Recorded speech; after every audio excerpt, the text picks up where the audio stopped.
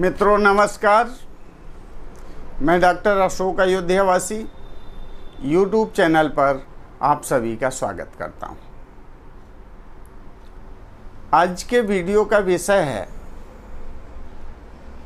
हमारा किचन।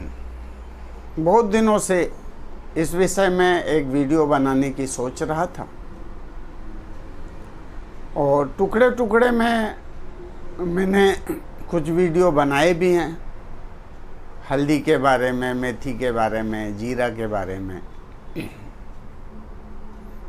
तो आज मैं आप लोगों के सामने आपका किचन रखना चाहता हूँ। और ये समझिए कि जो आपका किचन है वो पूरा मेडिकल स्टोर है।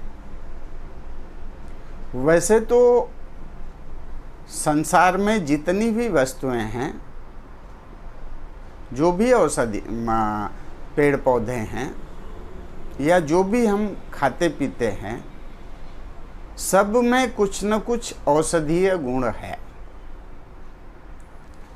तो अब आप कहेंगे कैसे जानें, कहाँ तलाशें? तो आपका किचन तो आपके घर में ही है।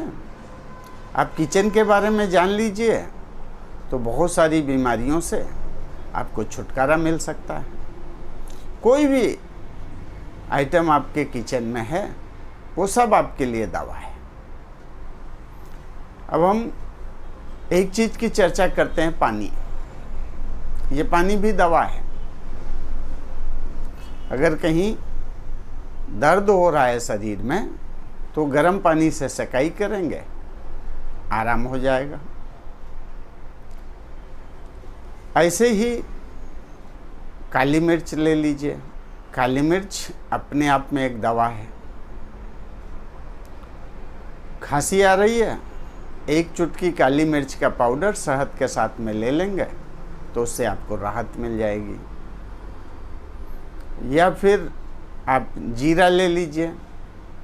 एसिडिटी बढ़ी हुई है, पित्त बढ़ा हुआ है, तो आधा चम्मच जीरा एक गिलास पानी में घोल के पी लेंगे तो पित्त का शमन हो जाएगा। इसी प्रकार से धनिया है, हल्दी है। एक प्रकार से ये कही कि जो भी आपके किचन में है, चाहे दूध है, घी है, तेल है, आपके होंठ फट रहे हैं तो एक बूंद तेल नाभि में लगाने की आदत डाल लीजिए, होंठ फटना बंद हो जाएगा। तो इस प्रकार से सारी चीज़ें आपके किचन में समाहित हैं। अब आपको जानना क्या है कि जो समस्या आपको आई, जो बीमारी या जो रोग आपको पैदा हुआ, वो किस कारण से हुआ। जैसे खांसी आ रही है या सांस लेने में दिक्कत हो रही है, अस्थमा की तरफ आप जा रहे हैं, तो अस्थमा किससे होता है? कफ से। तो आपको ये जानना है कि आपके किचन में रखी हुई अमुक वस्तु वो कौन सी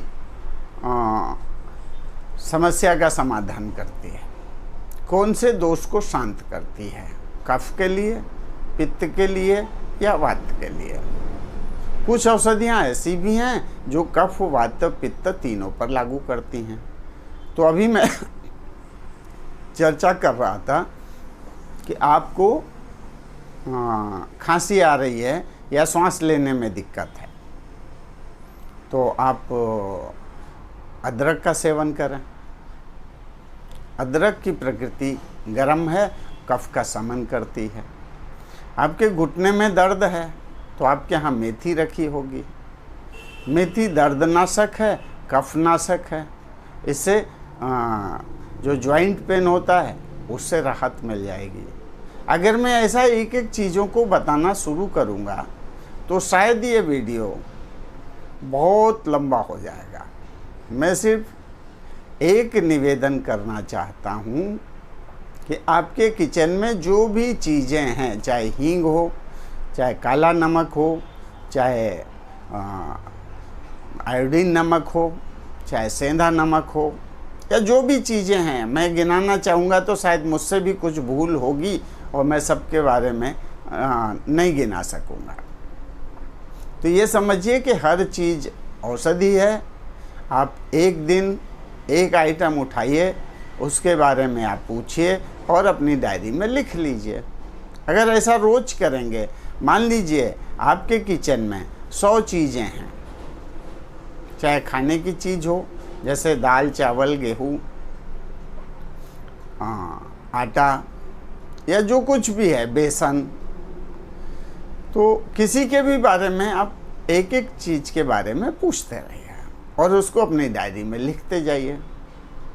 होगा क्या, एक दिन आपको पता लगेगा कि आपका किचन पूरा मेडिकल स्टोर है।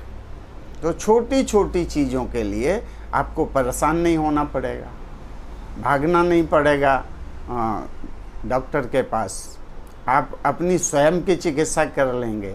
आपके मन में जो शंका कुशंका पैदा होती है, इसका साइड इफ़ेक्ट तो नहीं है, उससे भी आपको मुक्ति मिल जाएगी।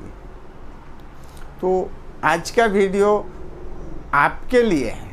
आप चाहेंगे तो जिस विषय में आप पूछेंगे उस पर मैं या तो वीडियो बना के अपलोड करूंगा या फिर आपको बता दूंगा। तो अगर आप चाहें तो अपनी मदद भी कर सकते हैं और मेरी मदद भी कर सकते हैं। कई बार मुझे लगता है कि मैं वीडियो बनाऊं तो विषय क्या लूं, विषय लोगों को चाहिए या नहीं चाहिए। मैं कुछ भी वीडियो बनाऊं और आपको वो वीडियो नहीं चाहिए, तो आप अपने किचन में जाएं, एक मटेरियल को ले लें, उसके बारे में चाहे आप मुझे फ़ोन करके व्हाट्सएप करके पूछ लें और चाहे आप मुझे बता दें, उस पर मैं कोई वीडियो बना करके आपको डालता रहूं। और ये सब चीज़ें आप अपनी डायरी में लिखते जाइए।